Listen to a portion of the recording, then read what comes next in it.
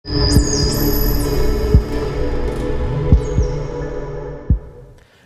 dhe zotrinj, ju përshëndes nga studia qendrore këtu në Dritare Televizion, ku ditën e sotme kemi të ftuar në emision intervista e ditës avokatin Kujtim Cakrani, të cilin e përshëndes në këto momente. Përshëndes zoti Kujtim. Faleminderit, kënaqësi për ftesën. Kënaqësia është jona që ju jeni pranishëm në Dritare Televizion.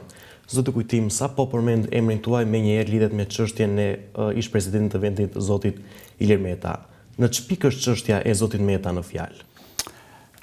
Zoti Meta kam përfunduar hetimet në datën 4 korrik, në datën 28 dhjetor në 28 gusht ka shkuar çështja. Pra, prokuroria ka kërkuar kalimin e çështjes në gjyq duke adresuar dosjen gjykatës dhe deri në këtë moment jemi në seancën paraprake të kërkesës për kalimin e çështjes në gjyq dhe sot që ne po flasim, akoma nuk është zhvilluar asnjë seancë, pra nuk ka filluar shqyrtimi i dosjes në seancën paraprake, sepse ka patur probleme procedurale që do të thotë nuk prokurorët nuk kanë qenë gati, ka pas mungesë avokatësh. Në një për tyre kam qenë në pengesa për shkak arsye shëndetësore dhe zoti Meta nuk ishte njohur me aktet, pra me akuzën në tërësi, me provat dhe jemi në fazën ku prokuroria duhet i vendosi në dispozicion ish-presidentit zotit Meta akuzën që nënkuptohet aktet për të cilën ajo mendon se provon akuzën e ngritur për korrupsion ose për lobim ndaj zotit Meta dhe jemi përsëri në një fazë ku nuk kanë nisur akoma një parashtrimet e kërkesës së prokurorit për kalimin në gjykim. Dhe është caktuar data 22 dhjetor, si seancë e ardhshme dhe jemi në pritje të nisjes të reale të procesit gjyqësor dhe pastaj nëse gjykata do ta shikojë të arsyeshme, ka provat mjaftueshme për ta kaluar në gjykim ose për ta pushuar ose për ta rikthyer çështjen për vazhduar hetimet, jemi akoma në një, si thënë, errësirë totale për na pikpamja e të ardhmes të kësaj çështje ose kësaj dosje. Zoti avokat, ju vazhdoni të jeni akoma avokat i ish-presidentit Meta? Po padyshim që unë jam avokat i presidentit, se do të bëj dhe një ndërhyrje nëse nuk ma merrni për keq. Nuk zakonisht në media ose më saktë thuhet që ish-presidenti ose njerëzit thonë që ish-president ju e dini në protokoll nuk ka ish-president, ka president, pavarësisht se është në detyrë apo nuk është në detyrë. Pra, kjo është ajo gjuha që duhet përdorur zakonisht për të. Unë jam avokat i zotit Meta, padyshim zoti Meta ka besuar çështjen juridike. Ai po merret me çështje politike dhe padyshim që ai është një iluminuar dhe e di shumë mirë që kjo çështje nuk ka as korrupsion dhe nuk ka asnjë pastrim parash siç mendojnë këta, sepse do të kuptoni diçka. Prokuroria e posaçme ka bërë hetim 34 vjeçar për zotin Meta dhe ka bërë një hetim të thelluar për hir të së vërtetës, jo vetëm për zotin Meta, jo vetëm për familjen e zotit Meta, por ka bërë për rrethin familjar të zotit Meta, prindrit, motra, kushurin po deshet ju dhe një rreth i zgjeruar familjar, padyshim dhe për Partinë e Lirisë ka bërë një hetim të thelluar dhe e kam thënë dhe vazhdoj të them që zoti Meta nuk ka as pasuri të luajshme dhe as të paluajshme nga ato që janë pretenduar në publik nga gazetarët, nga politikanët, opinionistët, avokate, kështu me radhë. Është zero pasuria e zotit Meta, të cilën është folur gjithë këtë periudhë nga kundërshtarët e tij politik dhe më pastaj ato janë marrë të mirëqenia nga opinioni publike kështu me radhë. Nuk e them se jam unë avokat i zotit Meta, të jeni të bindur për këtë. Unë aktualisht nuk e nxjerr dot dosjen e zotit Meta, sepse kam firmosur që derisa çështja të kaloj për gjykim nuk bëhet publike, por momenti që unë do ta bëj publike dhe do jem përballë ju gazetarëve që do t'i thirr në një moment tjetër, do shikoni që aty nuk ka as pasuri të luajshme, as pasuri të paluajshme dhe letër porosi që kanë ardhur nga Gjermania, Shtetet e Bashkuara dhe kudo që është dyshuar për zotin Meta që ka pasur indicie që mund të kishte, kanë rezultuar zero. Unë sinqerisht e kam thënë dhe vazhdoj të them, jam kur e kam marrë çështjen e zotit Meta, kam qenë pak dhe unë i çorientuar sepse jetojmë në këtë vend dhe kemi dëgjuar lloj-lloj fjalësh, lloj-lloj propagande që ka vjetha të ka bërë këtë e kështu me radhë. Në momentin që ballafaqohesh me provat, me faktet dhe ti dhe shikon që ky individi ka ushtruar funksione më të larta të këtij vendi, që nga kryeministër, nga kryetar kuvendi, po dhe president, shikon që ai nuk ka një firmë të tillë, në asnjë dokument, në asnjë shkres, në asnjë akt, në asnjë VKM dhe në asnjë koncesion dhe asnjë PPP. Dhe të gjitha këto bëjnë që padyshim që ne të jemi, unë si përfaqësues i tij, të jem me shumë sinqeritet, të jem shumë i qetë nga pikpamja e akuzave për presidentin zotin Meta. Dhe kështu që t'jeni të bindur dhe kjo gjë do t'i shkohet deri në fund. Unë kam betejën ligjore, ja kam thënë mediave, se unë ja keni parë jam korrekt me mediat çdo herë që unë dal nga ajo, prononcohen sepse nuk kemi asgjë për fshehur dhe duam që opinionin publik ta informojmë për gjithë çfarë ndodh në procesin për presidentin, sepse ai ka detyrimin e tij moral që t'i informojë qytetarët e vet, të cilët e kanë votuar dhe të cilët i kanë besuar edhe kur ishte president. Kështu që unë kam qenë transparent dhe do vazhdoj të jem transparent për çdo lloj pyetje që mund të më bëhet, qoftë edhe nga ju sot në këtë studio ose nga të gjithë ata të cilët e kanë si i mundon, dhe unë jam gati të përgjigjem me prova gjithmonë, jo me populizëm. E qartë. Ju aktualisht të takoni shpesh zotin Meta? Unë shkoj një javë, kam shkuar të 2 javë kur kemi pasur çështje për të diskutuar.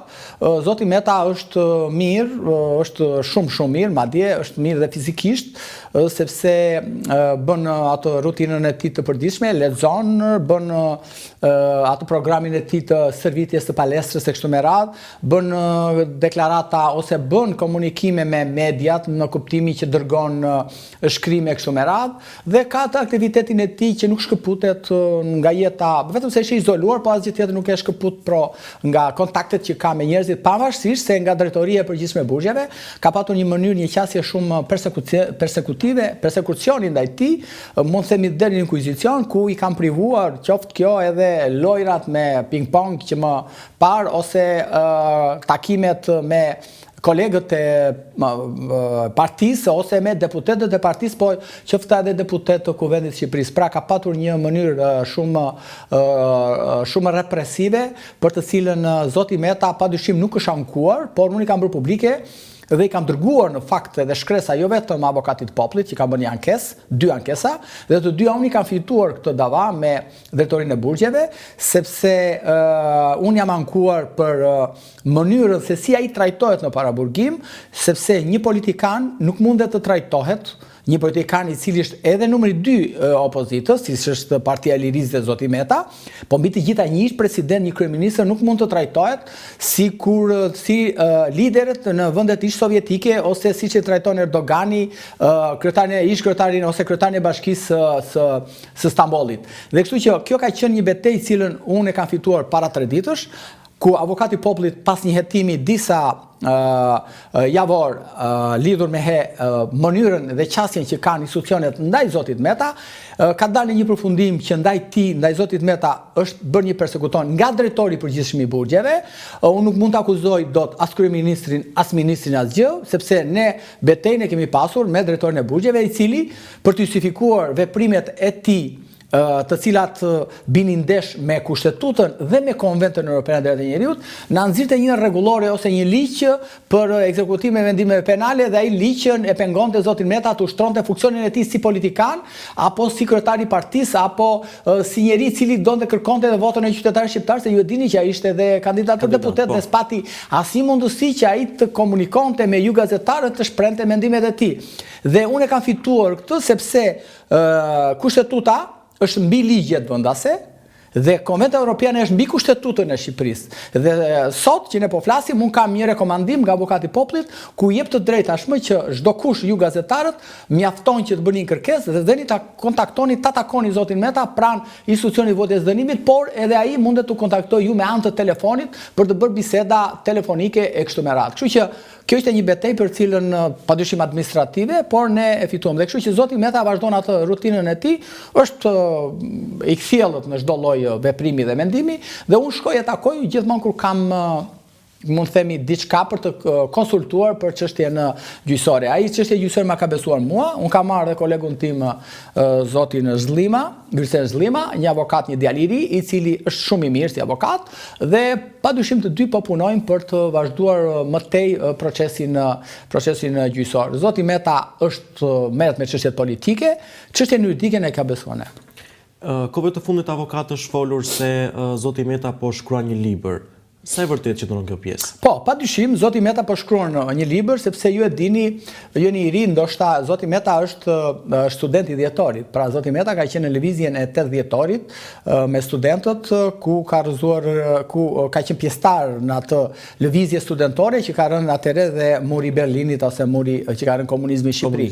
Dhe zoti Meta më pas ka vazhduar rrugtimin e tij politik dhe zoti Meta është njeriu i cili bashkë me zonjën Kryemadhi, zotin Pandeli Majko të tjerë kanë themeluar atëre Freshin. Pra Freshi ishte një organizat partnere e Partisë Socialiste e cila i u njoh në atë kohë nga partitë si motra të Europës. Dhe Freshi ishte avanguardi për të cilin i dha një shkëlqim, mund të themi ndryshe asaj partie, pasi ajo vinte nga një e kaluar kriminale dhe padyshim që zoti Meta ka meritë të jashtëzakonshme për t'i dhënë Partisë Socialiste një ngjyrim tjetër dhe vazhdoi rrugtimin e tij politik, ka qenë koherent, ka qenë konstant, është i majt padyshim, është vokacioni i tij është i majt, pavarësisht se avokatin mua më ka të djathtë, por problemi qëndron që zoti Meta ka qenë njeriu më koherent në atë parti, ishte kryeministër, dha dorëheqjen për arsye partijake të brendshme, ka vazhduar betejën e tij. Edhe kur është akuzuar, më pas, ka bërë betejë të tij dhe në kuvent, ka bërë edhe për ligjin që ka ndryshuar të zgjedhjeve në 2008 zoti Meta është një personazh që bëri edhe grevë, mund themi, urie brenda në kuvent që nuk ishte ndodhur më parë kjo, dhe më pastaj ka patur uljet dhe ngritjet e tij, është akuzuar për një korrupsion për një video e cila doli pa fajshëm, plus ka patur më pas u bë edhe kryetar kuventin 2013 nga ministri kështu me radhë, dhe në 2017 e dimë gjithë që ishte u bë numri 1 i shtetit, që do të thotë zoti Meta ka një karrierë të gjatë, di shumë sepse ka pas shumë di që i kanë thënë, ose i kanë thënë që di, dhe kështu që zoti Meta është njeri që ja vlen ato që ne nuk i dim, jo vetëm ato që kemi parë, po ato që nuk kemi parë, takime me ambasadorësh, çështja e Kosovës, çështja asaj, pra është një personazh që tashmë ai është atje ku është, por reflektimet e tij, refleksionet e tij kështu me radhë, pse mos i materializon një libër ku edhe ne të gjithë të jepemi çfarë ka ndodhur në jetën politike publike në ato që nuk janë parë në Shqipëri. Pra në këtë libër të cilin po shkruan është gjithë karriera politike e zotit Meta. Jo zotit Meta vetëm, sepse aty ai nuk do të flasi për atë, nuk e di, në fakt nuk e di çfarë ashtu, por nuk e di me detaje dhe nuk do të gaboj në përgjigje, por me sa di, aty ai ka njeh të gjithë personalitetet, se i ka pasur personazh, i ka pasur kundërshtar, i ka pasur miq dhe më pas i ka bërë armiq. Pra është do të jetë padyshim pasaj që janë kujtime të një personazhi i cili ka qenë faktor dhe aktor kryesor në jetën publike politike të gjithë rrugtimit 34 vjeçar të demokracisë në Shqipëri.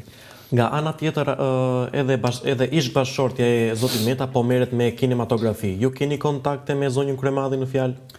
Shiko, unë nuk kam kontakte sepse ju e dini që zoti Meta është divorcuar më sakt nga zonja Kryemadhi dhe zonja Kryemadhi ka rrugtimin e saj, padyshim ka dhe ajo të drejtën e saj që të merret me jetë ndryshe nga ajo që është marrë deri sot, që jeta politike, dhe nuk e ndalon kush që ajo të bëj film ose të bëhet producente një filmi e kështu me radhë, dhe unë mendoj se çdo njeri e zgjedh vetë në një moment të caktuar, lodhet nga një jetë e caktuar dhe fillon një jetë tjetër, dhe unë mendoj se zonja Kryemadhi është një grua inteligjente, nuk është një grua e cila sepse ka qenë për krah një bashkëshorti ose dhe ka qenë dhe vetë ajo një personazh i jashtëzakonshëm në pikpamje politike. Kështu që mendoj se zonja Kryemadhi di vetë çfarë bën, pasi thash është një njerëz e cila duhet vlerësuar edhe ajo për sa i përket kontributit që ka dhënë e kështu me radhë.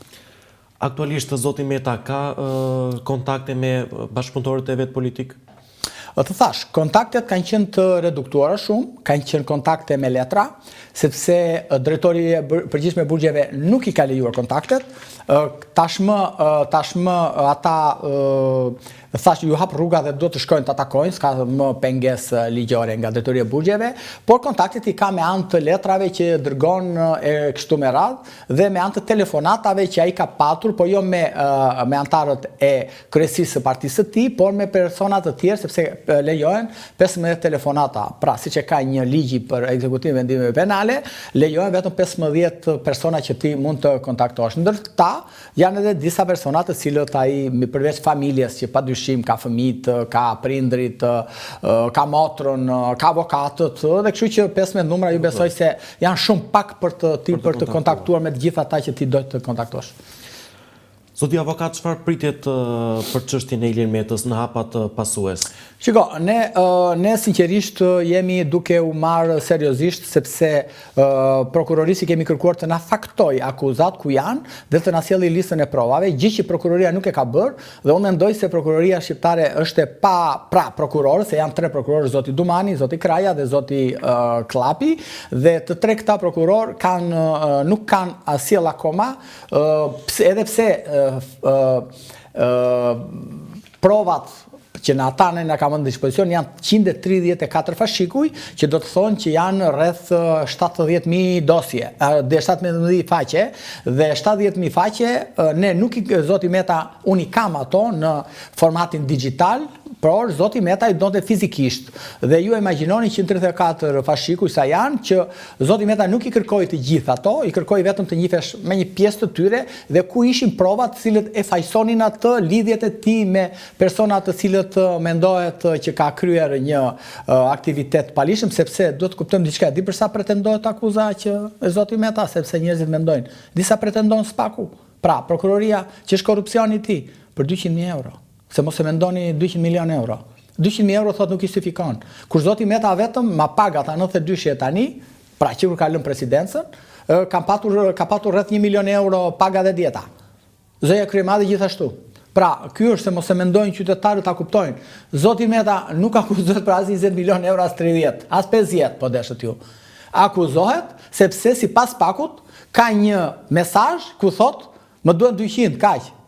Po jo se dhe spaku këtë 200-ën, nuk e konverton as 200 flamuja, as 200 bluza si ishte fushat elektorale atëre, e konverton 200.000 euro. Kaq, kjo është se mos mendojnë qytetarët që është ndonjë akuzë madhe, ku 200.000 euro sot, po të shikosh që i mbajnë nëpër çanta këta të fortët me që vizim me makinat e forta në Tiranë, i mbajnë këtu tek ajo te çanta. Ja, kjo është e gjithë ajo që pretendon spaku. Por ne përsëri edhe këtë e kemi të rrëzuar me prova, me fakte. Dhe kjo është ajo që është një akuzë shumë e sforcuar, realisht. Zoti Dumani nuk paraqitet asnjë seancë, nuk është paraqitur. Unë e kuptoj pse nuk është paraqitur, ka hallet, ka sikletet e veta, por ai do vi sepse do lër mandatin tashmë për 2 ditë, 3 ditë, dhe do vi patjetër të paraqitet seancë, dhe duhet na provoj kush akuza për zotin Meta dhe kush provuar që janë marrë këto dhe janë dhënë këto dhe ku janë vendosur këto dhe çfarë shërbimi është bërë këtij që janë marrë këto lekët. Kështu që nuk mundet të flitet lart e poshtë dhe të hedhësh publikut, opinionin publik, që tashmë është qartësisht i iluminuar, qartësisht i di të gjitha çfarë dhe pse është arrestuar zoti Meta. Kështu që kjo është e gjithë historia për sa i përket akuzës që mendon spaku se ka kryer vepër penale zoti Meta. Të ndalemi dhe pak, zoti avokat, tek çështja e avokatit të popullit. Ju si e shikoni garën për avokatin e popullit? Shiko, unë në fakt më bëni një pyetje për cilën unë do të jap një përgjigje të saktë. Unë në këto 34 vite kemi pasur shumë ombudsman, avokat populli. Unë nuk mbaj mend asnjë emër, ta them sinqerisht. Pse? Sepse asnjëri nuk ka punuar për popullin. Asnjëri nuk është marrë me hallet problematikat që ka populli, me problematikat që kanë qytetarët, qoftë me administratën publike, qoftë me institucionet e tjera shtetërore, qoftë me liritë dhe të drejtat e tyre, qoftë me çdo lloj shkelje që u bëhet atyre. Dhe këtu avokati i popullit ka qenë një institucion që është shumë i rëndësishëm, do ta kuptojmë, është institucion kushtetues. Është një institucion që është në kushtetut. Është institucion që parlamenti mblidhet. Pra, është shumë i rëndësishëm në pikpamje e një shteti demokratik. Dhe në këtë vend nuk ka funksionuar asnjëherë. Unë nga sa kam parë, nga të gjithë kjo listë që është bërë këto kohë të fundit, mua për avokat populli më ka tërhequr vëmendjen një zonjë që quhet Adriana Kalaja. Nuk kam njohje me atë zonjën, se s'më lidh asgjë, por më kam një njohje në distancë kur e kam parë që ajo ka protestuar, ajo ka mbrojtur liritë e të drejtat e qytetarëve kur janë shkelur, ajo ka mbrojtur interesin publik që shumë i rëndësishëm, qoftë për teatrin kombëtar, qoftë për denoncime, po qoftë edhe mbrojtjen e shumë qytetarëve. Dhe unë mendoj se avokati i popullit duhet të jetë i tillë, dhe jo për të bërë çoka personale as të PD-s dhe as të PS-s, sepse me sa po shikoj, avokati i popullit është po bëhet pazar.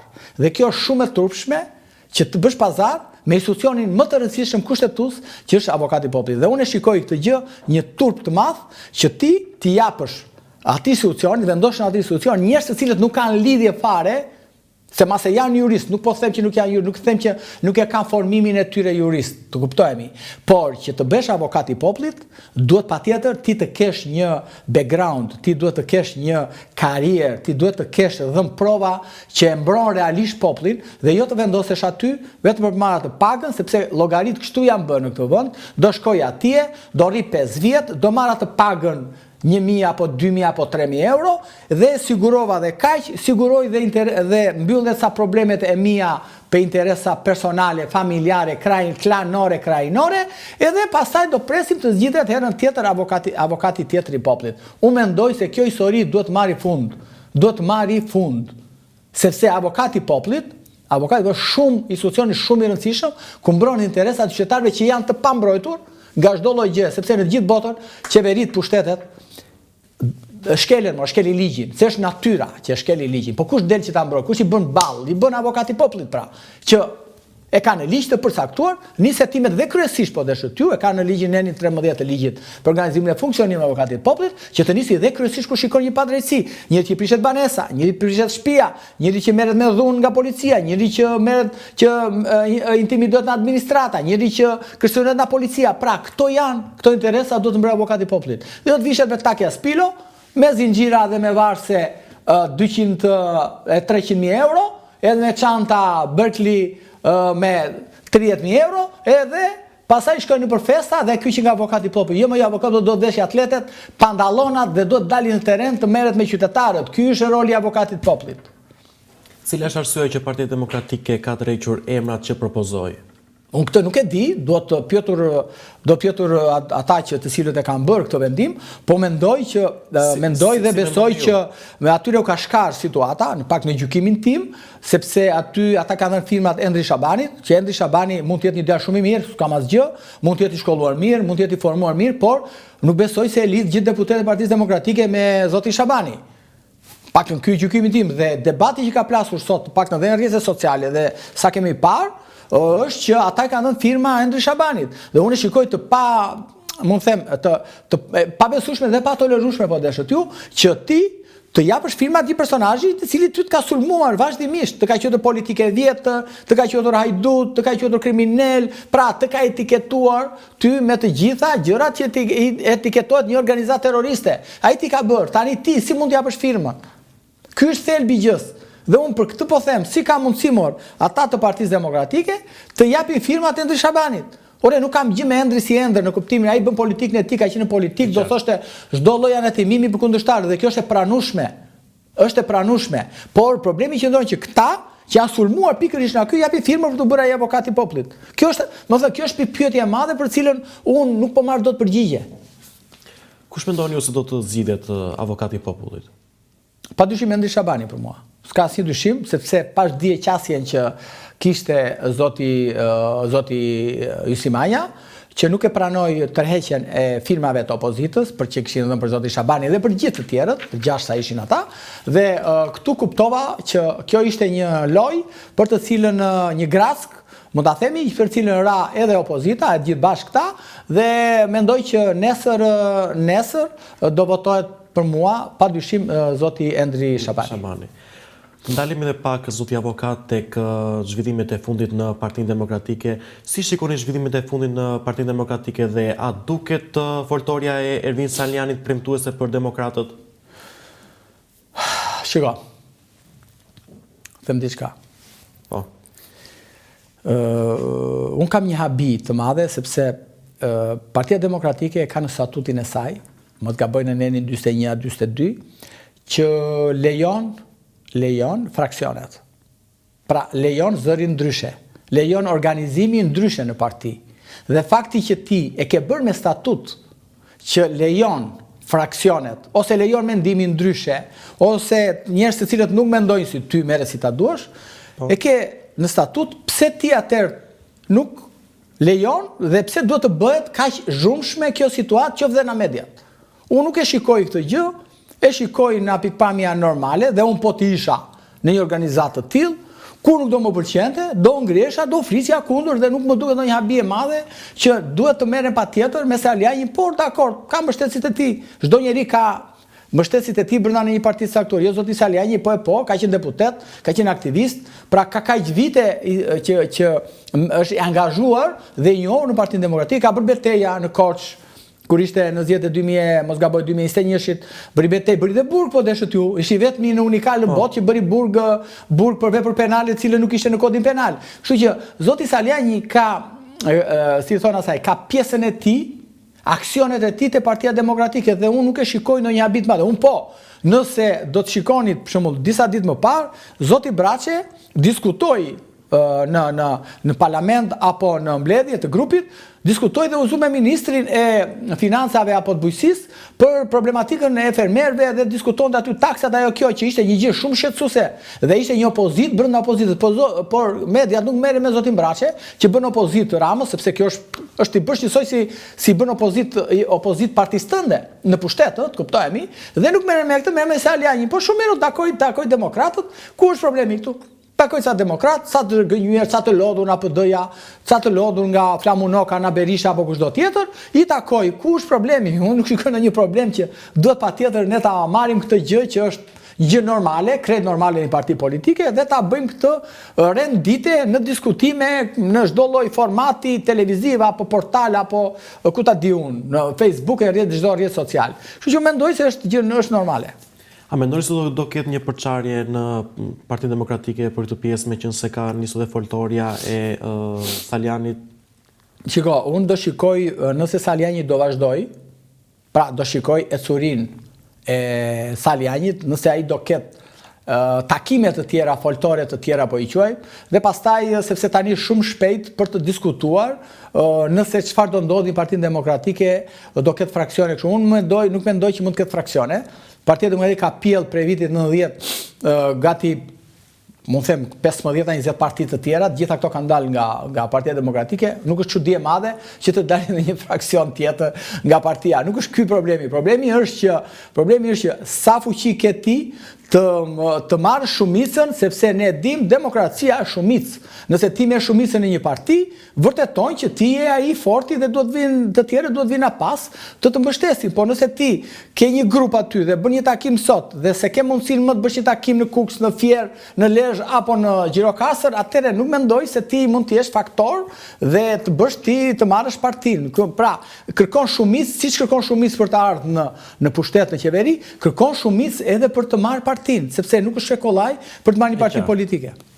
Fakti që u shfaq në foltoren e Berishës para kryeministrisë ja zbe besimin të demokratët, a tregon kjo një frikë për të dalë kundër leadershipit të Partisë Demokratike, apo është një shenjë respekti ndaj partisë ku në të cilën ai vjes? Ja, unë e lexoj kështu. Zoti ai nuk po bën foltore për të ndarë partia. Ai po bën foltore për të zgjuar demokratët, me sa unë kam vëretur nga zoti Saliani. Zoti Saliani e kam njohur në rrethana të papërshtatshme, sepse e kam njohur në ambientet kur ai ishte tek u vonte dënimin të Burgu Fierit, unë shkoja për takuar klientët e mi, takoja dhe zoti Saliani dhe ria gjatë me të, dhe që kur ka dalë nga Burgu, unë nuk e kam takuar më zoti Saliani dhe nuk kam folur, dhe si rjedhoj s'kam folur për politikë dhe nuk e di çfarë ai ka në mendjen e tij, por me sa unë kam diskutuar edhe kur ai ishte në ambientet që vonte dënimin, diskutimet ai ka patur këtë qasje.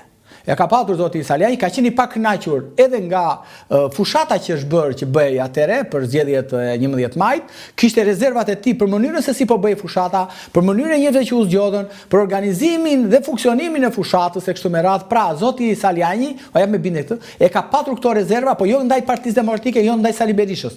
Ka patur rezervat e tij ndaj atyre të cilët udhëhoqin fushatën elektorale, atyre që ishin të deleguar në qarqe, për të cilët ai kishte rezerva dhe me sa kuptoj vazhdon të ketë ato rezerva. Por kur nuk më ka folur, paktën aty në ato, as për zotin Berisha dhe as për kënd, sepse në fakt realisht ai nuk besoj se ka gjë me zotin Berisha. Ai e ka thjesht për mendoj unë, gjithmonë, me aq sa unë e thash, po e aludoj tani, që nga bisedat që kam bërë dhe këto që po ndodh tani, mendoj që zoti Saliani nuk e ka për të shkëputur ose ka gjë personale me zotin Berisha, me zotin Noka, apo me X-in e Y-in që janë drejtuese kush i njeh tani, atje dhe po besoj e ka thjesht parimore për të ngritur opozitën, për ta bërë sa më vizuale, sa më të fortë kështu me radhë për të përballuar Ramën.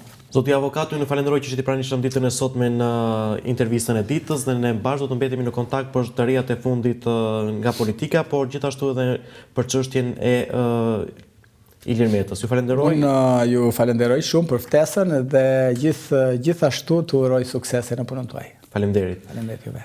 Të nderuar shikues, kemi ardhur në fund të intervistës ditën e sotme dhe bashkë të ritakojmë herën e ardhshme. Deri atëherë, mirupafshim.